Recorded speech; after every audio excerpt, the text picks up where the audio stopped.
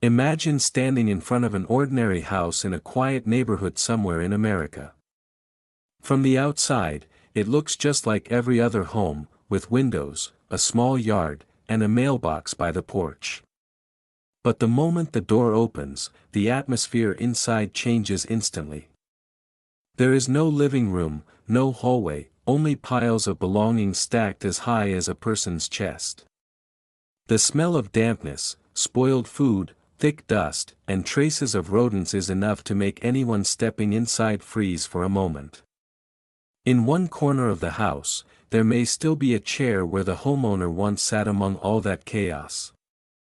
And when the house has gone beyond what the family, the neighbors, and even the authorities can tolerate, a special group of people is called in. They are not ordinary housekeepers. They are hoarder house cleaners, people who are paid to walk into homes that almost no one else dares to enter. But this job is not just about removing trash. Sometimes, they are also clearing away years of loneliness, shame, and psychological wounds buried beneath every layer of belongings. A hoarder house cleaner is someone who specializes in cleaning homes where belongings have been accumulated to an extreme level. But they are not the same as housekeepers, and they are not an ordinary cleaning crew. Their work begins when a home has become too dangerous for an average person to handle on their own. Inside, there may be mountains of trash, old clothes, spoiled food, bottles, papers, broken furniture, and walkways that have almost disappeared. Many of these homes also contain mold, rat droppings, insects, heavy odors, or biohazard waste that must be handled with protective gear. That is why they are cleaners, sorters, disinfecting specialists, and sometimes people who must know how to listen. Because behind every hoarder house, there is often more than just clutter. It may be loneliness, loss, mental illness, old age, or many years of a life quietly slipping out of control. Inside a hoarder house, the first thing you usually see is not the room itself, but layers of belongings piled on top of one another. The floor may have vanished beneath old clothes, cardboard boxes, trash bags, newspapers, plastic bottles, and objects forgotten for years. The walkway may be reduced to a narrow gap, just wide enough for one person to turn sideways and squeeze through. In the kitchen, expired food, half-open containers, and a broken refrigerator can create a smell so strong that the cleanup crew has to wear specialized masks that in dark corners. They may find traces of rats, cockroaches, flies, bedbugs, or pets that once lived in neglected conditions. But the greatest danger is not always visible on the surface. Fine dust, mold, rotting floors, hidden electrical wires, and blocked emergency exits can turn the house into a trap. To outsiders, it is trash. But to the cleanup crew, it is a scene that must be handled carefully, step by step. When many people see a hoarder house, they think the solution is simple: just bring in a truck and throw everything away. But for the person living in that house, every object may carry some kind of meaning. An old newspaper may be a memory of an important day. A torn shirt may be connected to a loved one who has passed away. A box full of random items may make them believe, one day, I'll need this.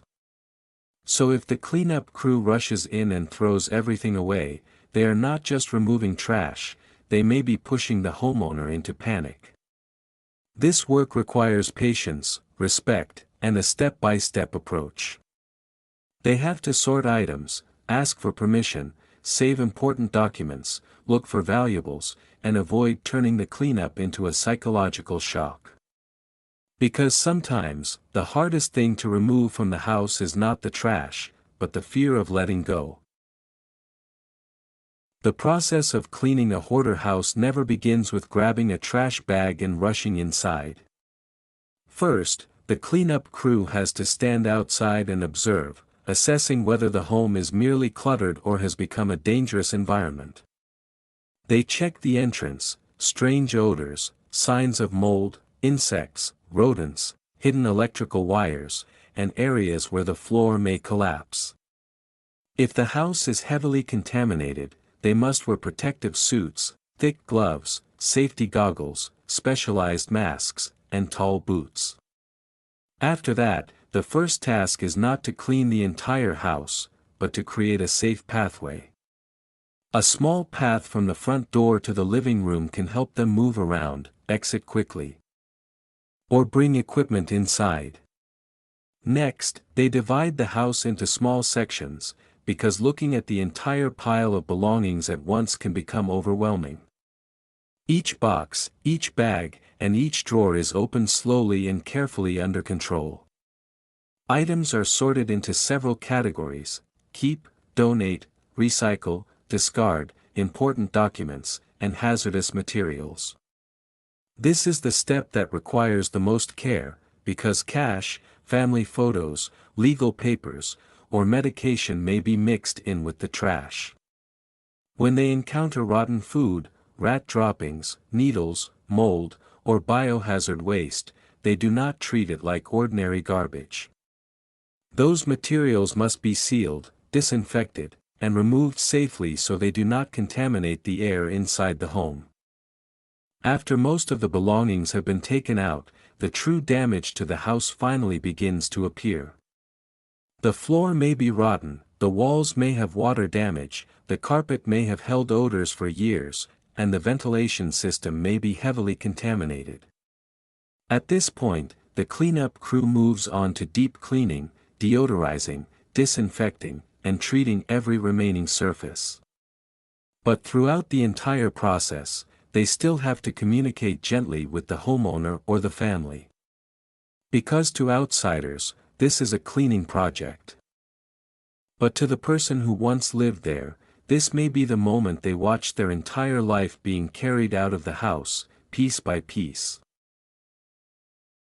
In this profession, the most haunting thing is not always the smell. It is the things buried beneath years of trash, belongings, and silence. Sometimes, they find refrigerators that have been broken for a long time, filled with food decomposed beyond recognition. Other times, beneath old bags of belongings, they discover family photos, handwritten letters, cash, important documents, or forgotten keepsakes. In more severe homes, there may be signs of rodents, insects, mold spreading across the walls, or pet supplies left abandoned. Every layer of belongings removed reveals another part of the story the house has been trying to hide. And sometimes, what makes the cleanup crew go silent is not the trash. It is the feeling that a human being had been living alone among all of this for far too long. So how much money can hoarder house cleaners make in America? The answer is not as simple as one fixed salary. Because every house is a completely different case. Some homes only require a few hours of sorting, trash removal, and basic cleaning. But others can take days, or even weeks, because inside there may be mold, insects, rat droppings, rotten food, or biohazard waste. Usually, this service may be charged by the hour, by the square foot, or by the entire project. Some companies charge around $25 to $80 per hour, or around $0.75 to $2.50 per square foot. But when a house is extremely dangerous, the cost can rise into the thousands, or even tens of thousands of dollars. Because the customer is not just paying for trash removal. They are paying for safety, protective equipment, hazardous material handling skills, and the patience of people willing to step into a place others could not stand for more than a few minutes. But behind those satisfying before and after videos is a darker side that few people ever see. Hoarder house cleaners do not just work with dirt, bad smells, and waste. They also face unsafe rooms, rotten floors, sharp objects, mold, insects, and the risk of infection. Some days, after only a few minutes inside, the smell of the house is enough to make the body react immediately. But the heaviest burden is not always physical. It is the feeling they get when they see that an elderly person had been living alone among mountains of belongings for years. It is when they find traces of neglected pets, dusty family photos, or a bed that has not truly been used as a bed for a long time. Every house like that leaves something behind in the cleaner's mind. Because they are not just cleaning a dirty home. They are stepping into the worst moment of someone's life. After many hours, many days, or even many weeks, the house finally begins to take shape again. Light can reach the floor, doors can open all the way, and rooms that were once buried begin to be seen again. A pathway is created, a table is wiped clean, and a bed is found beneath layer after layer of belongings. To outsiders, it may look like nothing more than a house that has just been cleaned. But to the homeowner, it may be the first time in years that they feel they can start over. Hoarder house cleaners do not just carry trash out of a home. They help restore space, safety, and sometimes a small piece of dignity to someone who once lived in chaos. This job can be dirty, exhausting, dangerous, and haunting. But behind every trash bag carried away, there may be a person learning how to breathe again inside their own home. And the final question is, if it were you, would you have the courage to step into that house?